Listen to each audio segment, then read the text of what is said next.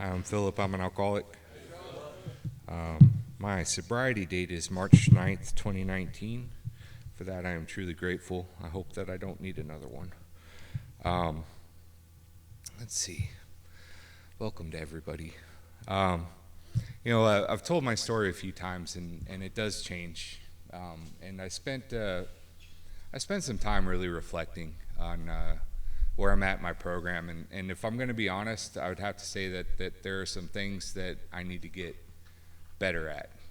That was kind of my final thought at this was, I've got 6 years sober, and I'm sitting there going, but are you really, really still enthusiastic for the program? And I'd have to say that overall, yes, but some of my actions are showing me that I'm starting to lull off a little bit. So I think, the birthday time and getting up here and telling your story are great times for me, at least, to reflect on my program. And going back through it, I was like, man, there's some things that I really need to consistently work at a little bit better. So with that, let's start with kind of my general disclaimer. I listen to a lot of stories. It's one of the things I like to do on my commute. And, I don't always agree with everything that they say, but I get some great advice from them and some things that really help me where I'm at. But, they say that opinions are like assholes. Everybody's got one. And for me, a belief is an opinion that helps shape where I'm going and where I've been. But it kind of can fall into the same category in a lot of ways. And so, it's great.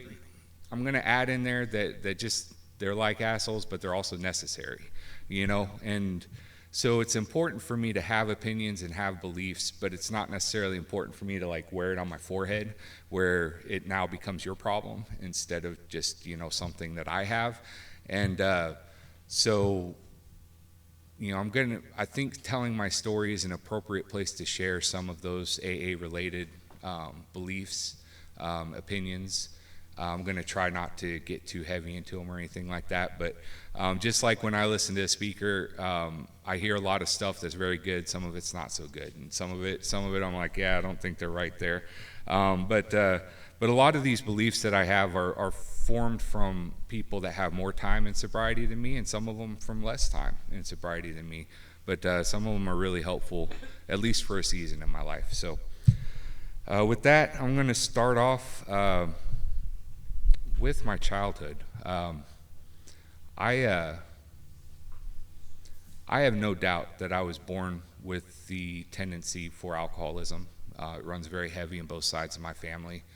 My grandfather on my mother's side drank himself to death. My grandfather on my dad's side, his brother was considered an alcoholic, and they believe ultimately committed suicide over it. But you go back, all my mom's brothers and sisters, they're all have drinking problems of one sort or another, and then on my dad's side, I was born into a very religious household, and that whole generation kind of, how they say sometimes it skips a generation. Well, they got very involved in religion, and so I was raised more on that side of it. So I was born into a very religious household. That played a big part of my childhood because when I was born into it, to me that was normal. And this is a religion most people would consider extreme. We didn't celebrate holidays. We didn't celebrate birthdays. We went and, from my earliest childhood, we were going knocking on people's doors and proselytizing. And to me, that was normal. And I was also encouraged from as young as I could be to be no part of the world. And that meant that if I was doing something, how a child took it at least, was that if I was doing something that most everybody else was doing, that meant I was doing it wrong. I had to stand apart at all times in my behavior, in my actions, in everything. And so that was all right when I was a child, and that was all I was around. But eventually, I ended up in public schools. And in public schools, that has a bearing on your childhood quite a bit. When all the other kids are doing things and you've constantly got to be apart from them. When the class stood to say the Pledge of the Allegiance, I was sitting there, or I would stand out of respect, but I wouldn't recite it with me. So every single day they got to see that I was different. When somebody was having a birthday, Philip had to leave the room. When they were celebrating holidays, Philip had to have a different assignment so that he wasn't participating in the holidays. And that was something that was encouraged and rewarded throughout my childhood by my parents, by the people that were closest to me. And that always pretty much made me feel like not only do I not fit in, but I shouldn't. And that's something that I still struggle with today. Also, in my early childhood, and this was probably before I started school. I couldn't tell you for sure the time. I was molested by some neighbor girls. And what that did to me is it created it took a very innocent child, and it exposed me to a whole different world of sexuality at an extremely young age. I say that, I'm not going to spend a lot of time dwelling on it, but I know a lot of people have to deal with that here in the rooms. A lot of men have to deal with that in the rooms, and so I only point that out to try to encourage people who have gone through it to have the courage to talk about it and to get some help for that.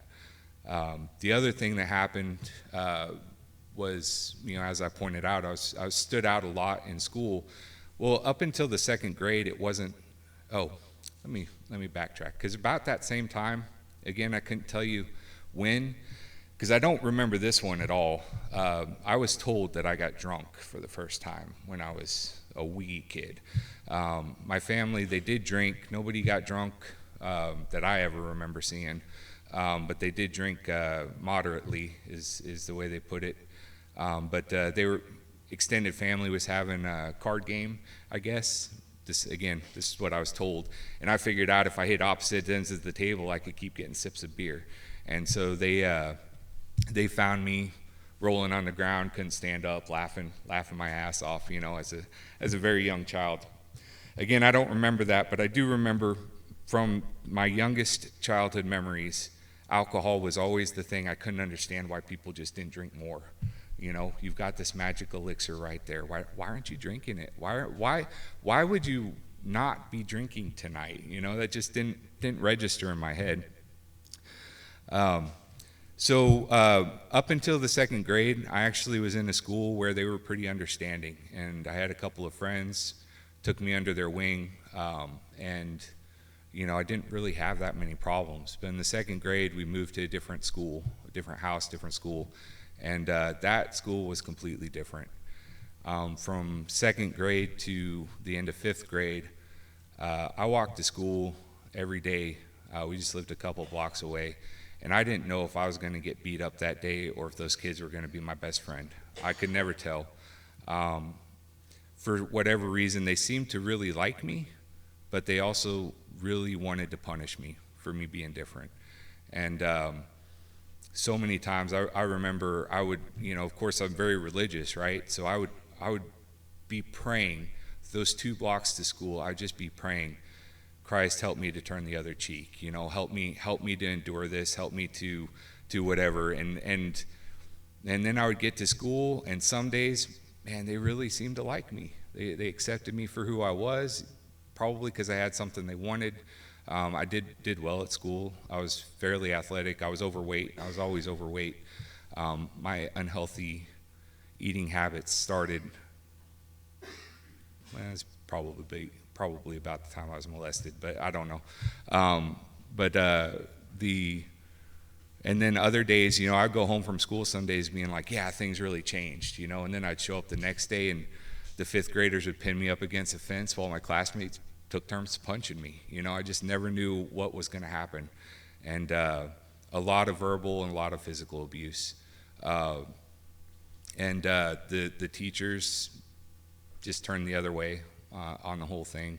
I tried to report it a few times. I had an experience where, my mom was begging my dad to teach me to fight, and my dad was scared because I was a strong kid, and he had been joking around with me when I was real young and asked me to punch him, and I did, and it took him out for days. And so he was scared I was going to hurt somebody really bad or kill somebody, so he didn't want to turn me loose on him, which was understandable, but at the same time, it was painful to live that way, and it confused me a lot. So let's see, that continued for a while. Got into the 6th grade, and that was a bigger school, so I could kind of melt into the background, and found some people that I could get along with, because middle school was quite a bit bigger, and so 6th grade was great, other than I could never complete my homework on time. But then in the 7th grade, my parents decided we'd move to a congregation out in the boonies that needed some help, and I ended back up in a school K through 12. Everybody knew everybody, and I was the outsider again, and it started right back up. Different flavor of the same thing, and so I put up with that through 6th grade, and then in the 8th grade, second day of school, somebody hit me in the throat playing around, and I lost it. I just lost it, and tore him up. Teacher got us apart really quick, but after that, things changed. People started to treat me different, and I remember walking away from that saying, you know what, maybe it's better if I just take care of it myself. That was some huge cracks started to form in my faith and the way I thought that I was supposed to deal with things, and it escalated from there. When I'm sure many of you are aware, I'm not exactly the go along with the crowd kind of person sometimes, and within the religious body that I was associated with, I started to challenge some things. I wouldn't even say I had doubts at that point, but I had a mind for science and mathematics. I did well in school, and so when subjects would come up and people would be talking about stuff like evolution, I would sit there and say, that's not what the theory of evolution is, and they, so a lot of people in the congregation side started to take that as me saying that they shouldn't believe that way. It wasn't intended that way. I was just trying to clarify what my understanding was of something versus what their understanding was, and it didn't always go over so well. I was also always encouraged not to offend anybody, and so that meant my conduct had to not only be exemplary as far as I was concerned, but it also had to be exemplary as far as everybody else was concerned. And there were some people with some crazy ideas, and that didn't sit too well with me, because I'm sitting there going, but they're wrong, like I'm sitting there, I'd spent my lifetime studying the Bible, and I'm sitting there like, I know that they're wrong, this isn't in there, this is not covered. and they're like, no, we don't want to stumble them. And so I was always expected to change in the mold, and that didn't sit well with me, not at all. So getting friends, keeping friends was difficult. The way I was raised, I think you really have a couple of options when you're dealing with stuff like that as a child, is to either become part of it or to start really pushing against it. And in a lot of ways I pushed against it, which wasn't all a bad thing. That bullying and the different things that I went through could have easily turned me into somebody that was a non-productive member of society pretty easily, but I really went the opposite way. I developed a keen sense of wanting to protect people that couldn't stand up for themselves, and also trying trying to understand people that weren't understood. So there were some good things that came out of that. I can't say that I made, that it entirely messed me up. And I think a lot of that goes back to the religious training that I had. It did have positive effects in my life. Let's see. What else? Am I missing anything in that part of my life that I want to talk about? I don't know. We'll keep going. I was also, since I was a little child, I kind of mentioned this, rewarded for behaving apart for things. And when I say rewarded, they would invite me up on the stage in front of thousands of people to talk about how different I could be, and that was kind of interesting too, because here I was setting myself up for really locking myself into that way of life, and you get rewarded for being different, and that was the way I was raised. Did not lend myself to having a lot of friends. Didn't lend myself to having a lot of relationships. I was also expected to grow up really quick. Not a whole lot of childhood there. My father, great man. I had a great family compared to a lot of people that are in recovery. I had a wonderful family, but they weren't perfect. And I loved history. I loved war. I loved the concept. I thought there were a lot of lessons to learn in there. And so when I'd be sitting there talking, I made the statement to my dad once that war was the greatest thing man had ever done. And he looked at me, and I was like, I'm not saying it's good. I'm just saying it's what we're good at. We're good at killing people. That's something that we have. But those thoughts, those weren't understood. People were quick to see it as misbehaving, when I was really just, I guess, trying to find some balance in what I was observing in life, and what was trying to come out in me. Been told I have an analytical mind, and actually I was told once that I had a Machiavellian mind, which is a little bit worse. But I do like to chew on things. I like to take things that most people don't think about, and dive into it probably a lot further than I should. So let's see. Got into my teenage years. That school was what it was. Ended up moving to a bigger school. Moved to Arkansas, actually, and that was a blessing in and of its own self. I got to hang out with a lot of stoners, and I like stoners. I wasn't using drugs at that time, but I really liked stoners because they were accepting. You could be whoever you were around them, and then I met my first drinking buddy.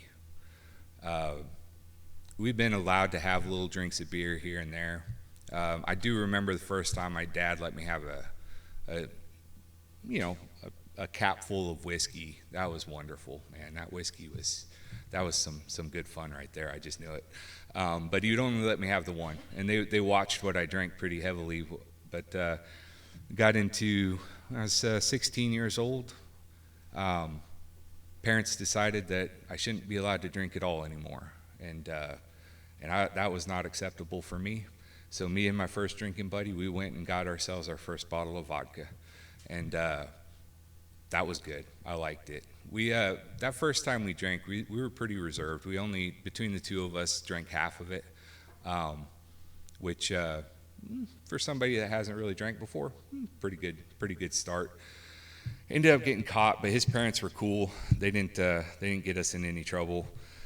But a few weeks later, we went and got us a handle of just the cheapest tequila that you can buy, and it was the gold tequila. So I don't know if you guys have experience with cheap gold tequila, but that doesn't settle too well. But we went out camping, and that is the first time I got a drink like I wanted to drink. We were camping in December, and when we got done, all the little trees that were, that big and smaller, were pulled down parallel to the ground for about 20, 30 feet out from where we were camping. There was snow on the ground. We ate beanie weenies and apple cider with cheap tequila. I ended up puking in my shoes. Barely got out of the tent in time.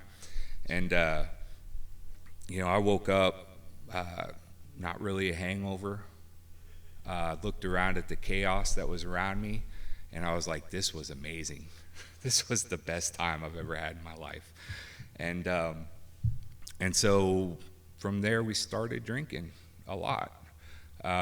Didn't take me too long. I look at what I drank at the end of my drinking career, and I was like, man, I can't believe I even got sick off of that. But yeah, lots of black puke from the Mickeys, and started smoking a little bit of weed, but alcohol was always my thing. Weed made me paranoid. So that continued on for a couple of years, and then I have to say that it was probably mostly a girl, but we also got caught, got caught. So ended up fessing up in the congregation. I was interested in this girl that ended up being a train wreck. But at 19 years old, I got sober. It was 19 and a half, roughly. And so when I got sober, I didn't get excommunicated, which was a good thing, I guess. But I decided I was gonna go all into religion. I was gonna really get in there, and again, for the wrong reasons, but it's what I did. And so about 3 months into that, for 3 months after that, somebody could ask me when I was turning 21, and I could look at the clock and tell them how many months, how many days, and how many hours until I was going to turn 21. After a few months, that went away. I still wanted to drink. I was waiting to turn 21, but it wasn't nearly as obsessive. But that should have really been a warning to me. Once I turned 21, I started drinking again, and that's when I really started getting into my alcoholism. The first night I had 3 beers. Second night I had 3 beers. Within a week, I was drinking a 6-pack. Within 2 weeks, I was drinking 2. So in that first year, there's a couple of times to prove that I wasn't an alcoholic. I stopped drinking for several months. I think that was when I was 21. Definitely when I was 22, I would pick times and stop drinking. And I was able to do it a couple of times, and that was encouraging. Soon as I hit those 3 months, I'd start drinking again.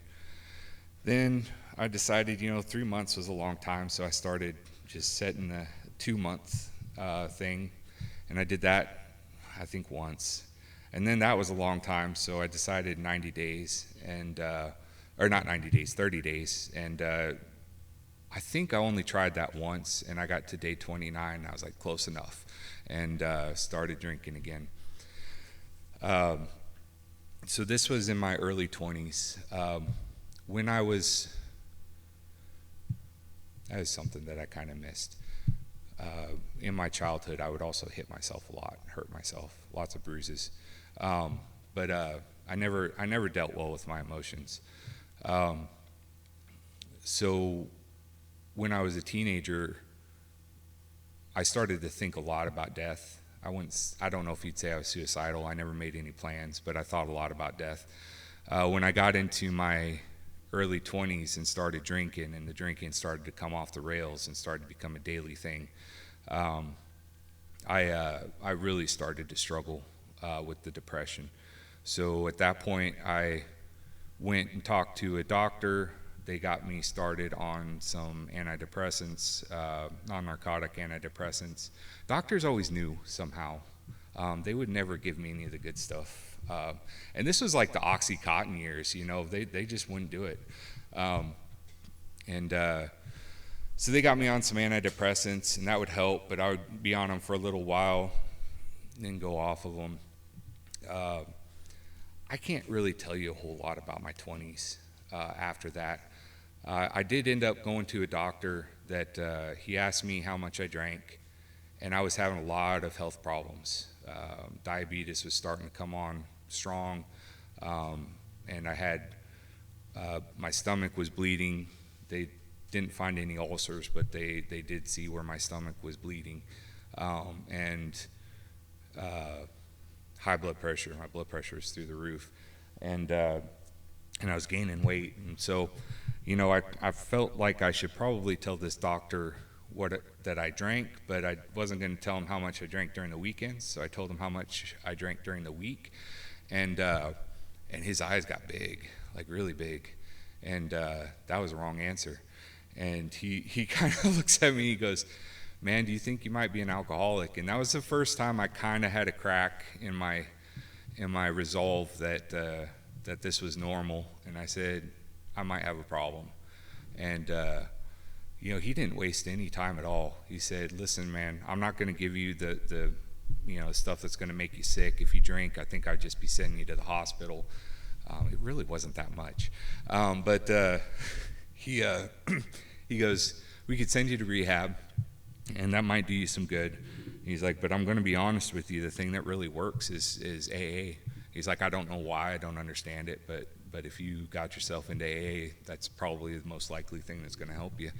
And I scoffed at that. Man, I turned my nose up so fast, because I was going to figure it out myself. I was always going to figure it out myself, and I had a lot of fight left in me at that point. So yeah. So I took my antidepressants to keep from blowing my brains out, and then I just kept drinking, and it progressed. I had a friend of mine, he got onto me. He'd get onto me. He's one of the few people that stuck with me through everything. I called me up one time, and he's like, "What you doing?" And I was like, "Man, I'm heading back from the liquor store." And he's like, "Kind of sounds like you've been drinking." I was like, "Oh, I had a couple shots before I left."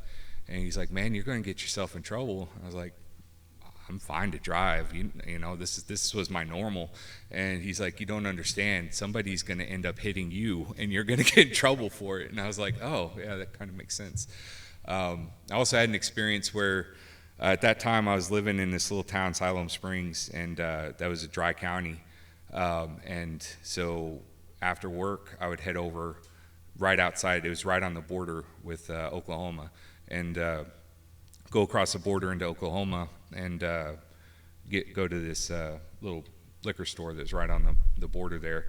And one time I forgot my wallet, and this old lady, sweet old lady, was working there, and I was like, "Okay, well, I forgot my wallet. I'll be right back." And she's like, "Oh, don't worry about it. You can just hit me back when you come back."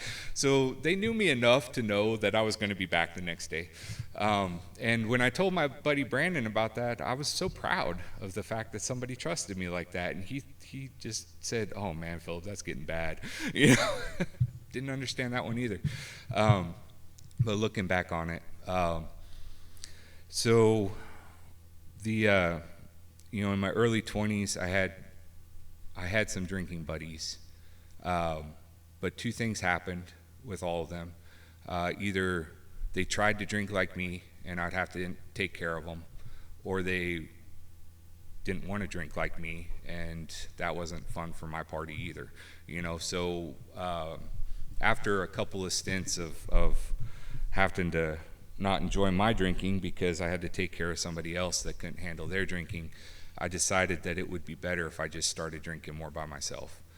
I also had a career that I wanted to protect, so it's just all around just better for me to be at home drinking by myself.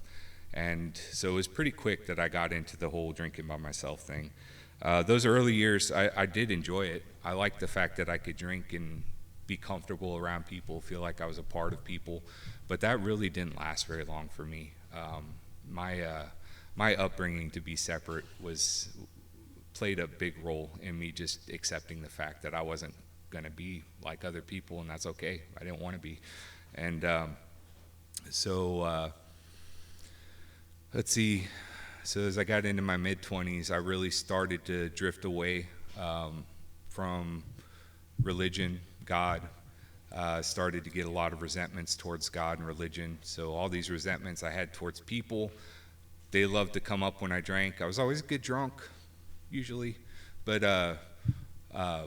man, I'd hit that stage, especially when I was by myself, where those demons would start coming back, and I would just get hung up on my resentments. And I found that people weren't enough. Hating people wasn't enough for me. I had to hate God too, and I did hate him. After a while, it just seeped into my bones. And I tried to be an atheist, but that hate had to go someplace, and so I couldn't even be a good atheist.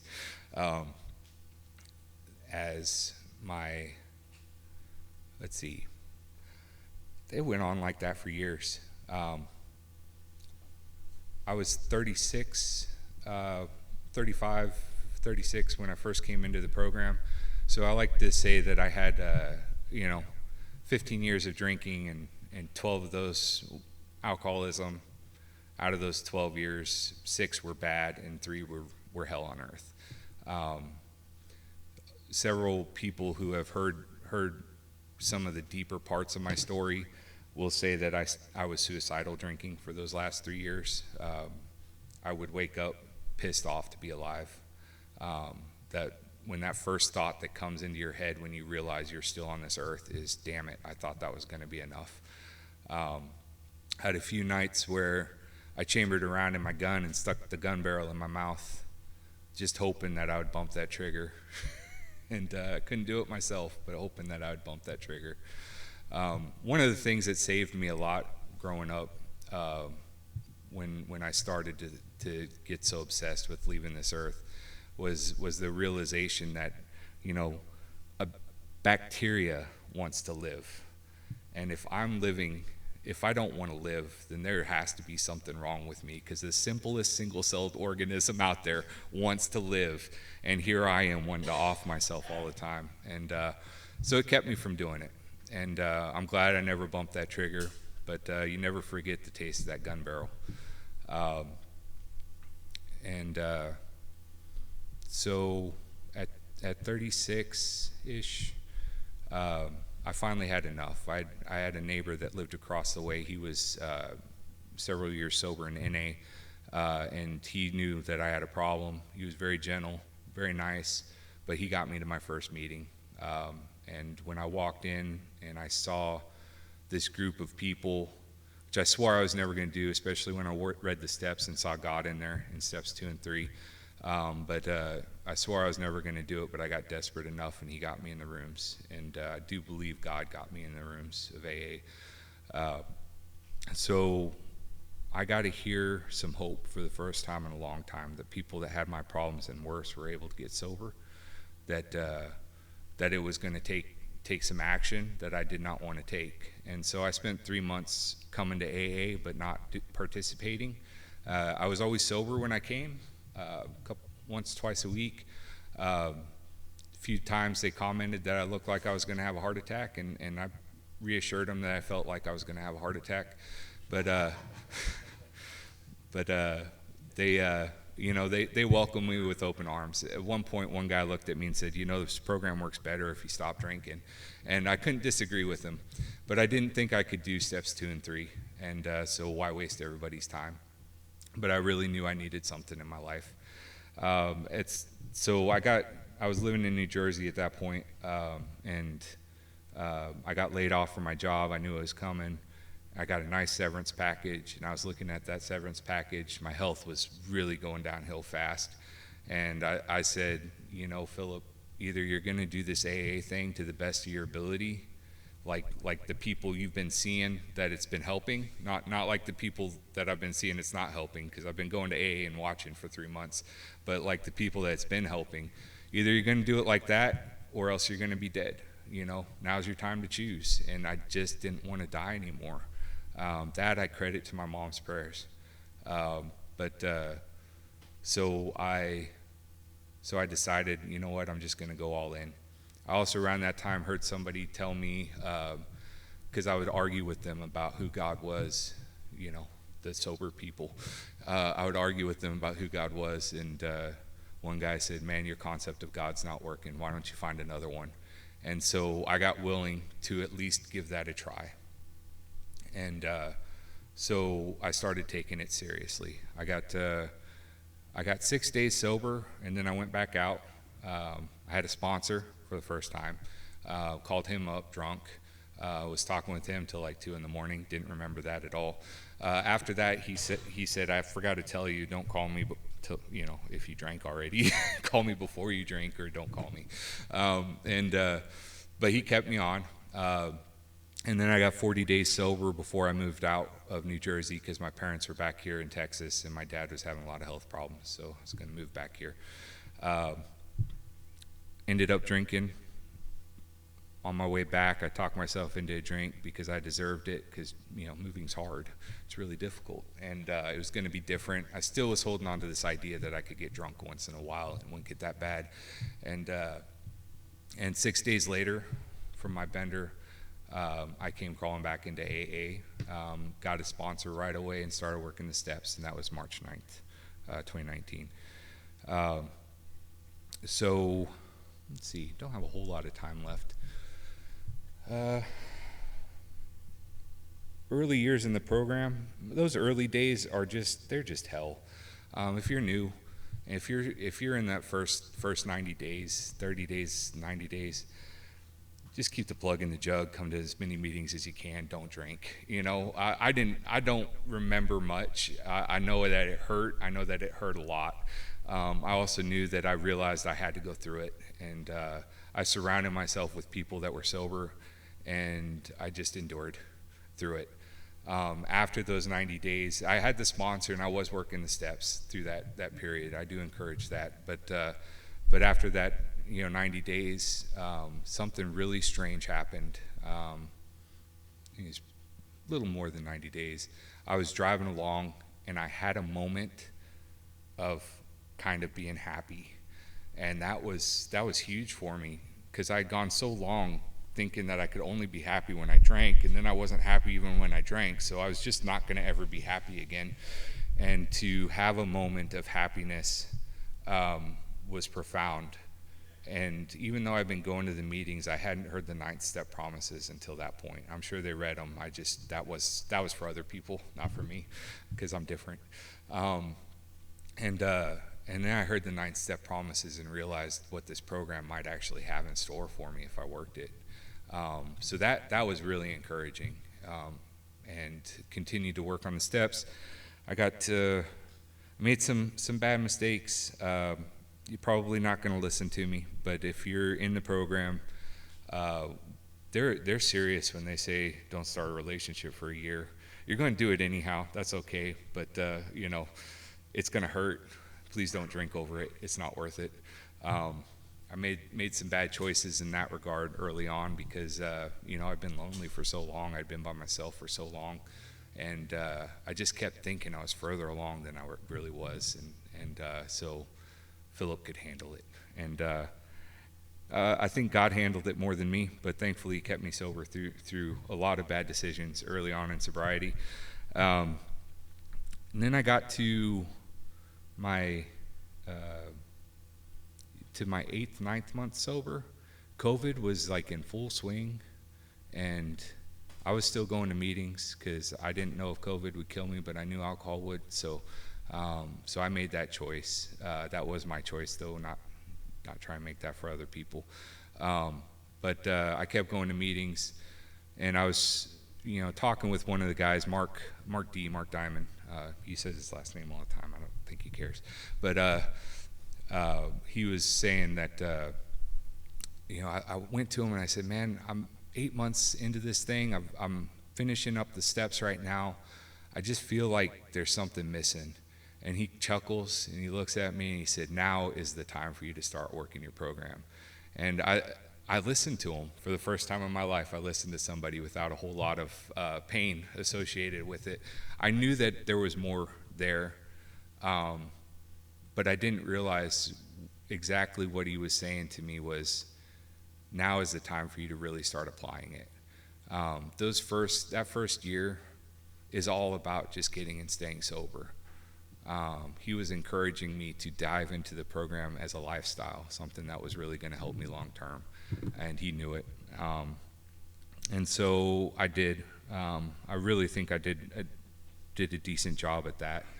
I spent a lot of those first couple of years lonely still. Those feelings of not fitting in, those don't just go away. I still struggle with those today.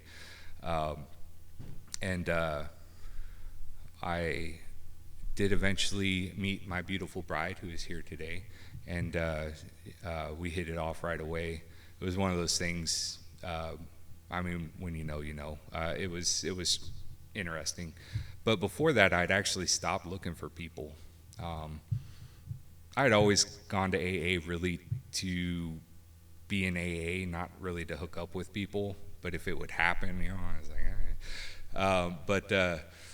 But then I got to a place where I was like, you know what, Philip, maybe you should just work on your relationship with God. And I had this weird thing. Was maybe if I stopped, if God didn't have to work so hard at keeping me out of bad relationships, he'd find a good relationship to put me in.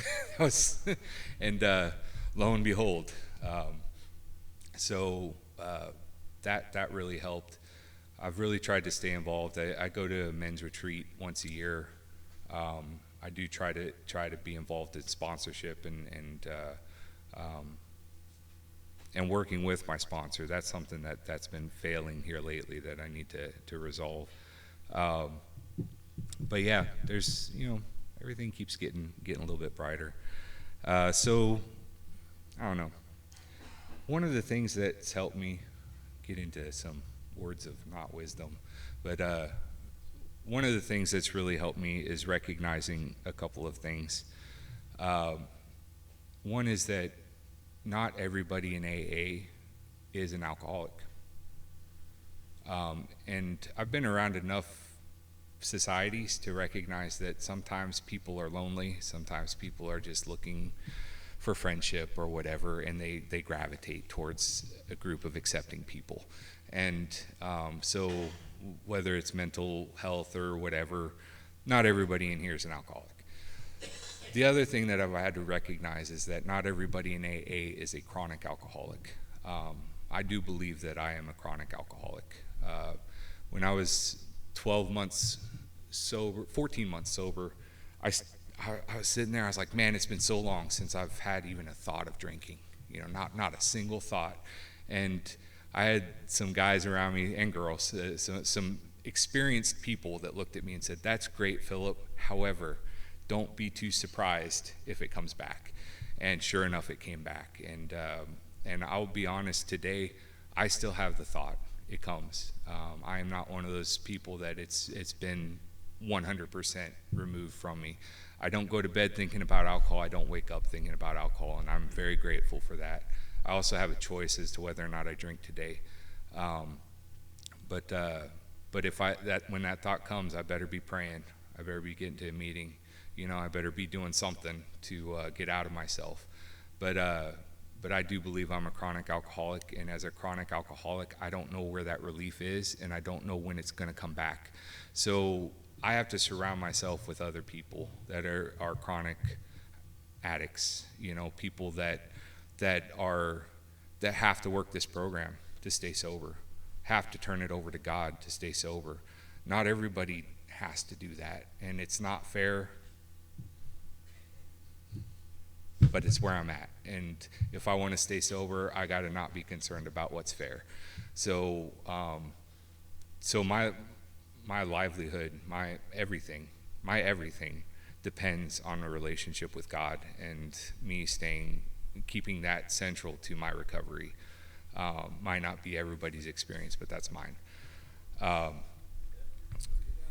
The other thing is to not get too caught up in beliefs. I was raised to believe in an absolute truth in everything. Absolute truth, right? And if you don't agree with my absolute truth, you're wrong, and let me show you where you're wrong. And I was taught a lot of clever ways to try to convince people of that. But I'm finding there are less and less absolutes in life, even in AA. I can't get so hung up on a belief or an opinion again, it's good that I have them. I'm not saying that that's a bad thing, but when I start getting so hung up on it that now I know how to live my life, and I also, by the way, know how to live yours, then I'm setting myself up for some really bad times. And I've found that people are going to behave the way people are going to behave, myself included. So if people need to behave a certain way, I don't have to be involved. I don't have to co-sign on it. I don't have to sign off on their BS, but I also don't have to be there. I don't have to be a part of it. So I was able to spend a lot of time in AA, especially my single years, sitting there watching people get so pissed off over some of the dumbest things, and where to put the chairs, where this flower arrangement goes, all this stuff. I just don't have to participate in that, and I'm a lot happier for it. I also try not to poke the bear and encourage people to be that way. I do know I know a few people that they like to get the bag of popcorn and watch the drama, and nothing wrong with that. But they will start the drama so that they can watch it, and that's some bullshit, man. Can't be doing that. So I think that kind of leads me into this, and I'm getting pretty short on time. So I think that this is beautiful. It's in step 10. Step 10 is something I always struggle with, being consistent in my writing, and actually, doing real inventories rather than just the crap that I do in my head sometimes. But on page 84, this paragraph has meant a lot to me the last couple of years. This thought brings us to step 10, which suggests we continue to take personal inventory and continue to set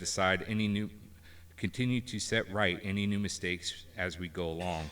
We vigorously commence this way of living as we cleaned up the past. We have entered the world of the Spirit.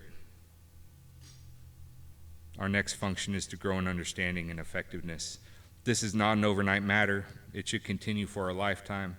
Continue to watch for selfishness, dishonesty, resentment, and fear when these crop up.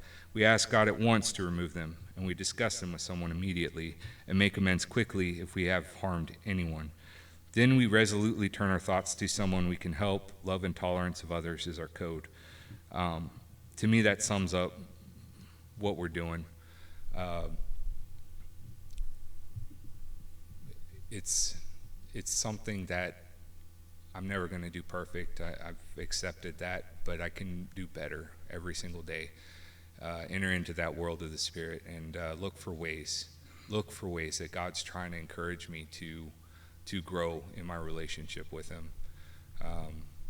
I stopped saying God as I understand Him to myself and started saying God as He's revealed Himself to me, just because it reminds me that there is more to be revealed out there, but I have to search for it. And I love in where it talks about the spiritual experience, it talks about how we're searching, and we're searching for that experience, and we're guaranteed that if we're searching for it with honesty, open-mindedness, and willingness, we're guaranteed to have a spiritual experience. And a room of 100 people could have 100 different spiritual experiences, and that's the amazing thing about God as I've come to understand Him today. The other thing is finding God. I was always looking for this God of rules, and that would give me what I wanted if I followed the rules. And what I found is a God that wants to heal us. I listened to a speaker who had been systematically molested from his childhood, young age, and he was standing up there and he's like, "I'm not here to tell you that it was easy. I'm not here to tell you that it hasn't left its inroads into my life, but what I am here to tell you is that God has healed me from it, and nobody else could have done that, and there's so much that we need to be healed from this human experience sometimes. Old things, new things, things that we do to ourselves, things that people have done to us, and so that's one of those things. The other thing I found is a God that wants me to love unconditionally, and that includes loving myself. That includes accepting myself. And that's really difficult because the pathway to me loving myself is for me loving you. And that neither one of those things comes real easy for me sometimes, you know. Became aware a couple years ago that I really, you know, my program was very selfish, which especially early on, there's nothing wrong with that. But my program was really selfish in the regards to, I don't help people for them to get better. I help people so I stay sober. That's not a bad thing, but I became aware that the better thing would be for me to help people out of love, for me to help people without that thought in the back of my head, well, Philip, if you don't do this, are you going to stay sober? You know, for me to actually look at somebody and say, you know what, because I love that person, I'll do this. That's something I haven't mastered yet, but I'm working on it. So, you know, there's a lot of things at work. I try not to, you know, I've got 6 years of sobriety. That's great. But I try not to sit there and just repeat the things I hear that guys that have, you know, 20, 30 years of sobriety, I'm not there yet. You know, these are all steps. So be where you're at. That's okay. I don't have to say everything right. I don't have to mimic what I think you want me to hear. I just have to be as honest as I can. Now that being said, I also have to show love and tolerance for people, and that's a tough balance. So I don't want to be putting people's heckles up just to get a rise out of them either. At least that's my opinion. So, but with that, I'll leave you with one thought if this comes up. This is there's several versions of this prayer, but I liked this one, so we're going to do this.